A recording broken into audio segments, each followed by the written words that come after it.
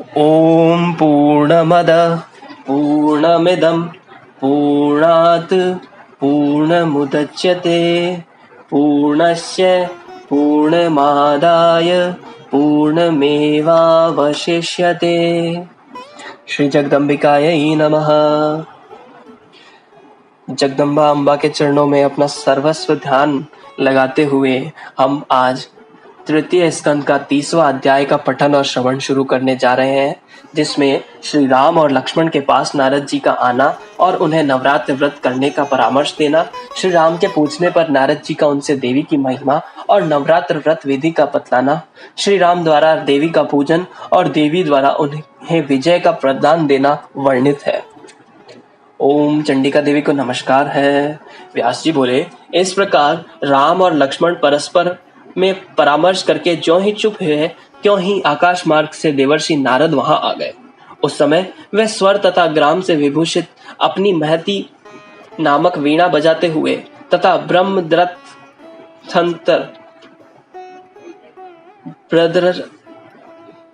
बृहद्रथंतर साम का गायन करते हुए उनके समीप पहुंचे। उन्हें देखते ही अमित तेज वाले श्री राम उठकर उन्हें श्रेष्ठ पवित्र आसन प्रदान किया और तत्पश्चात अर्घ्य तथा पाद्य से उनकी पूजा की। भली भांति पूजा करने के बाद भगवान श्री राम हाथ जोड़कर खड़े हो गए और फिर मुनि की आज्ञा देने पर उनके पास बैठ गए। तब अपने अनुज लक्ष्मण के साथ बैठे हुए खिन्न मन राम से मुनिंद्र नारद जी ने प्रेम पूर्वक कुशल क्षेम पूछने लगे। नारद जी बोले, हे राघव, आप इस समय साधारण मनुष्य के समान शोकाकुल क्यों हैं? मैं यह जानता हूँ कि दुष्ट रावण सीता को हर ले गया है। जब मैं देवलोक में था तभी मैंने वहां सुना कि आपकी मृत्यु को न जानने से ही मोह के वशीभूत होकर रावण ने जगत नंदिनी का हरण कर लिया है। हे काकुत्स्थ्य, आपका जन्म ही रावण के निधन के लिए हुआ है। हे नराधिप, इसी कार्य सिद्धि के लिए सीता का हरण हुआ है। पूर्व जन्म में ये वैदेही एक मुनि की तपस्विनी कन्या थी। उस पवित्र मुस्कान वाली कन्या को रावण ने वन में तप करते हुए देखा। हे राघव, तब रावण ने उससे प्रार्थना की कि तुम मेरी पत्नी बन जाओ। इस पर उसके द्वारा तिरस्कृत किए जाने गए रावण ने बलपूर्वक उसके केश पकड़ लिए। हे राम, रावण के स्पर्श से दूषित अपनी देह को त्यागने की आकांक्षा रखती हुई उस तापसी मुनि कन्या ने अत्यंत कुपित होकर उसे तत्काल यह घोर शाप दे दिया कि हे दुरात्मा, तुम्हारे विनाश के लिए मैं भूतल पर गर्भ से जन्म न लेकर एक श्रेष्ठ स्त्री के रूप में प्रकट होंगी। ऐसा कहकर उस तापसी ने अपना शरीर त्याग दिया। लक्ष्मी के अंश से उत्पन्न यह सीता वही है जिसे ब्रह्मवश माला समझकर नागिन को धारण करने वाले व्यक्ति की भांति रावण ने अपने ही वंश का नाश करने के लिए हर लिया है। हे काकुत्स्थ, आपका भी जन्म उसी रावण के नाश के लिए देवताओं की प्रार्थना करने पर अनादि भगवान विष्णु के अंश से अजवंश में हुआ है। हे महाभाव, आप धैर्य धारण करें, वे किसी दूसरे के वश में नहीं हो सकती। वे सती धर्म परायण सीता लंका में दिन रात आपका ध्यान करती हुई रह रही है। स्वयं इंद्र ने एक पात्र में कामधेनु का दूध सीता को पीने के लिए भेजा था। उस अमृत तुल्य दूध को उन्होंने पी लिया है। वे कामधेनु के दुग्ध पान से भूख प्यास के दुख से रहित हो गई हैं। मैं उस कमल नयनी को स्वयं देखा है। हे राघवेंद्र, मैं उस रावण के नाश का उपाय बताता हूँ। अब आप इसी अश्विन मास में श्रद्धा पूर्वक नवरात्र व्रत कीजिए। हे राम, नवरात्र में उपवास तथा जप होम के विधान से किया गया भगवती पूजन समस्त सिद्धियों को प्रदान करने वाला है। देवी को पवित्र बलि देकर तथा दशांश हवन करके आप पूर्ण शक्तिशाली बन जाएंगे। पूर्व काल में भगवान विष्णु, शिव, ब्रह्मा तथा स्वर्ग लोक में विराजमान इंद्र ने भी इसका अनुष्ठान किया था। हे राम, सुखी मनुष्य को इस व्रत का अनुष्ठान करना चाहिए और कष्ट में पड़े हुए मनुष्य को तो यह व्रत विशेष रूप से करना चाहिए। हे काकुत्स्थ, विश्वामित्र, भृगु, वशिष्ठ और कश्यप तथा देवगुरु बृहस्पति भी इस व्रत को कर चुके हैं, इसमें संदेह नहीं है। इसलिए हे राजेंद्र, रावण के वध तथा सीता की प्राप्ति के लिए आप इस व्रत को कीजिए। पूर्व काल में इंद्र ने वृत्रासुर के वध के लिए तथा शिव ने त्रिपुर दैत्य के वध के लिए यह सर्वश्रेष्ठ व्रत किया था। हे महामते, इस प्रकार भगवान विष्णु ने भी मधु दैत्य के वध के लिए सुमेरु पर्वत पर यह व्रत किया था। अतः हे काकुस्थ, आप भी आलस्य रहित होकर विधि पूर्वक यह व्रत कीजिए। श्री राम बोले, हे दयानिधे, आप सर्वज्ञ हैं, अतः मुझे विधि पूर्वक बताइए कि वह कौन देवी हैं, उनका प्रभाव क्या है, वे कहाँ से उत्पन्न हुई हैं, उनका नाम क्या है तथा यह व्रत कौन सा है। नारद जी बोले, हे राम, सुनिए, वे देवी नित्य सनातनी और आद्या शक्ति हैं। वे संपूर्ण मनोरथ पूर्ण कर देती हैं और अपनी आराधना से सभी प्रकार के कष्ट दूर कर देती हैं। हे रघुनंदन, वह ब्रह्मा आदि देवताओं तथा समस्त जीवों का कारण स्वरूप है। उनसे शक्ति पाए बिना कोई हिल डुल सकने में भी समर्थ नहीं है। वे ही मेरे पिता ब्रह्मा की सृष्टि शक्ति हैं, विष्णु की पालन शक्ति हैं और शंकर की संहार शक्ति है। वे कल्याणमयी पराम्बा अन्य शक्ति रूपा भी है। इन तीनों लोकों में कुछ भी कहीं भी सत या असत पदार्थ है, उसकी उत्पत्ति में निमित्त कारण इस देवी के अतिरिक्त और कौन हो सकता है। इस सृष्टि के आरंभ में जब ब्रह्मा, विष्णु, शिव, सूर्य, इंद्रादि देवता, पृथ्वी और पर्वत आदि कुछ भी नहीं रहता था, तब उस समय वह निर्गुणा कल्याणमयी परा प्रकृति ही परम पुरुष के साथ विहार करती हैं। वे ही बाद में सगुणा शक्ति बनकर सर्वप्रथम ब्रह्मा आदि का सृजन करके और उन्हें शक्तियां प्रदान कर तीनों भुवनों की सम्यक रचना करती हैं। उन आदि शक्ति को जानकर प्राणी संसार बंधन से मुक्त हो जाता है। विद्या स्वरूपा, वेदों के आदिकारिणी, वेदों को प्रकट करने वाली तथा परम माँ उन भगवती को अवश्य जानना चाहिए। ब्रह्मादि देवताओं ने गुण कर्म के विधान अनुसार उनके असंख्य नाम कल्पित किए हैं। मैं कहाँ तक बताऊं। हे रघुनंदन, अकार से लेकर क्षय पर्यंत सभी स्वरों तथा वर्णों के संयोग से उनके असंख्य नाम बनते हैं। श्री राम बोले, हे देवर्षे, इस नवरात्र व्रत का विधान मुझे संक्षेप में बताइए। मैं आज ही श्रद्धा पूर्वक देवी का विधिवत पूजन करूंगा।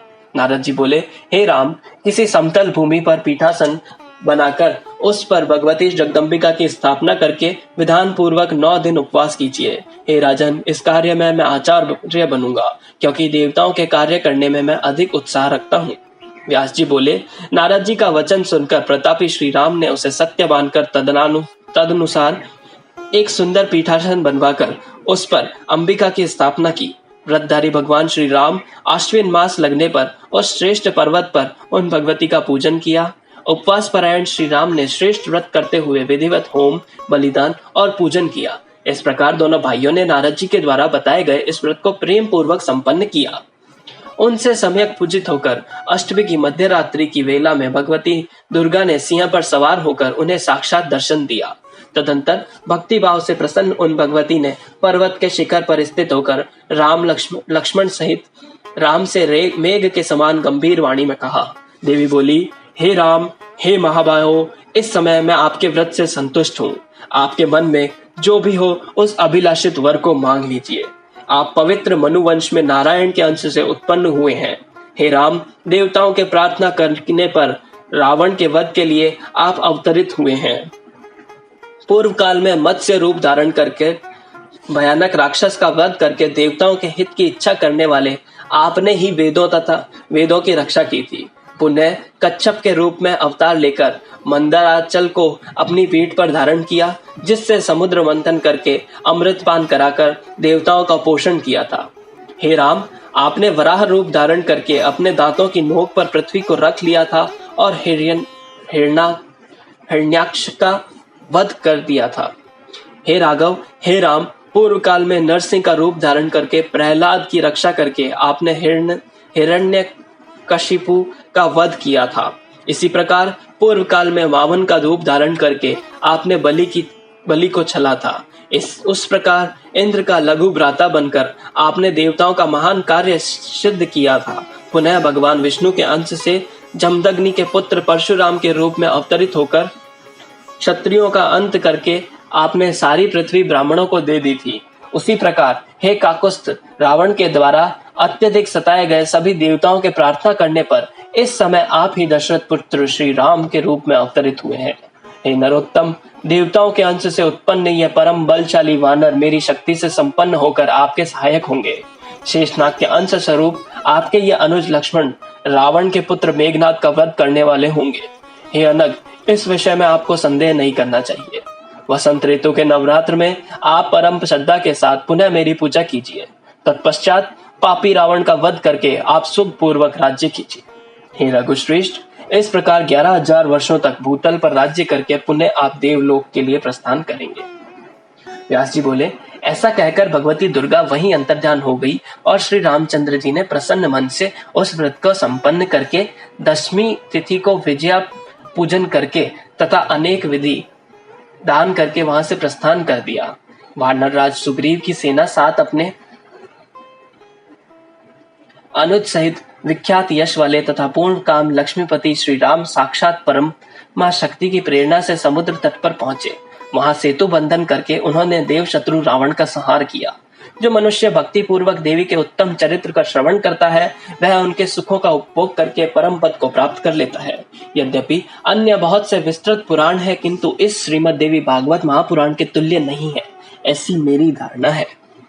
इस प्रकार 18,000 श्लोकों वाली श्रीमद देवी भागवत महापुराण संहिता के अंतर्गत तृतीय स्कंद का राम के प्रति देवी का वरदान नामक 30वां अध्याय ओम तत्सत, इसी के साथ तृतीय स्कंद भी ओम तत्सत। ज्ञानावार्तिर्यदा न शाद्धोगत शास्त्राणि यत्यन्तः अध्येत्यानि पौराणं शास्त्रं श्रोतव्यमेव च पापं क्षीयते नित्यं धर्मश्चैव विवर्धते पुराण श्रवणान् ज्ञानी न संसारं प्रपद्यते अतएव पुराणानि श्रोतव्यानि प्रयत्ननः धर्मार्थ कामलाभाय मोक्ष मार्गात्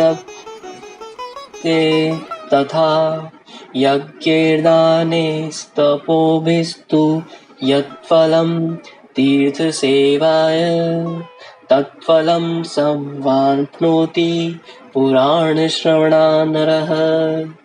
अन्यो न दुष्ट सुखदो हि मार्ग पूर्णाम् पुराण मार्गो हि सदा वरिष्ठः शास्त्रं विना सर्वमिदं न भाति सूर्येण हीना इव जीवलोकाः। अर्थात मनुष्य को यदि योगादि शास्त्रों, अन्य मार्गों या साधनों से ज्ञान की प्राप्ति न हो तो पुराणों का प्रयत्न पूर्वक श्रवण तथा अध्ययन करना चाहिए। पुराणों के श्रवण से सारे पापों का क्षय होता है, धर्म की अभिवृद्धि होती है और मनुष्य ज्ञानी होकर संसार में पूर्व जन्म नहीं लेता। इसलिए अत्यंत प्रयत्न से धर्म, अर्थ, काम और मोक्ष की प्राप्ति के लिए पुराणों का श्रद्धा से श्रवण करना चाहिए। यज्ञ, दान, तपस्या और तीर्थों की सेवा से जो फल प्राप्त होता है, वही फल पुराणों के श्रवण से अनायास प्राप्त हो जाता है। पुराण मार्ग सर्वदा सर्वश्रेष्ठ रहा है, दूसरा कोई भी मार्ग सुखद नहीं देखा गया। जैसे सूर्य के बिना समस्त जीव लोग प्रकाशित नहीं होता, वैसे ही पुराण शास्त्र के बिना यह सब कुछ अज्ञानांधकार में डूबा सा रहता है। ओम चंडिका देवी को नमस्कार है।